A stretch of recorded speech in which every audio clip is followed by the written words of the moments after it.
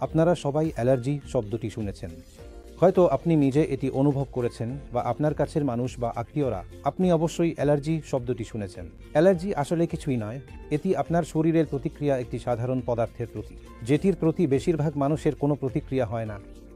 তবে কোনো কারণে আপনার শরীর সেই পদার্থের প্রতি অতিরিক্ত বা অস্বাভাবিকভাবে প্রতিক্রিয়া দেখায়। অ্যালার্জি সাধারণত জেনেটিক এবং পরিবারে চলে আসে।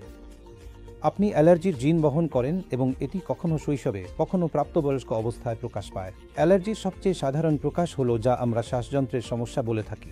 যখন আমরা হাঁচি দিতে শুরু করি, যখন আপনি ধুলো, পরাগের সংস্পর্শে আসেন, তখন আপনি অতিরিক্ত হাঁচি দিতে শুরু করেন। আপনার চোখে জল আসে, নাকে জল আসে, কখনো কখনো গলা বন্ধ হয়ে যায়, কণ্ঠস্বর পরিবর্তন হয় এবং এটি সারা বছর ধরে হতে পারে, ঋতুভিত্তিকও হতে পারে। ঋতুভিত্তিক যা সাধারণত হে ফিভার নামে পরিচিত। তাহলে এই অ্যালার্জি সবচেয়ে সাধারণভাবে শ্বাসযন্ত্রের লক্ষণ হিসেবে প্রকাশ পেতে পারে। আপনার কিছু জিআই লক্ষণ থাকতে পারে, যেমন বমি। আরেকটি সাধারণ লক্ষণ হলো ত্বকের প্রকাশ, যেমন আমি আলোচনা করেছি। আপনার ত্বকের গ্যাস হতে পারে, সারা শরীরে প্রচুর চুলকানি হতে পারে। তাহলে অ্যালার্জি পূর্ব নির্ধারিত। আপনি জিন বহন করেন এবং নির্দিষ্ট পরিস্থিতিতে এটি প্রকাশ করেন।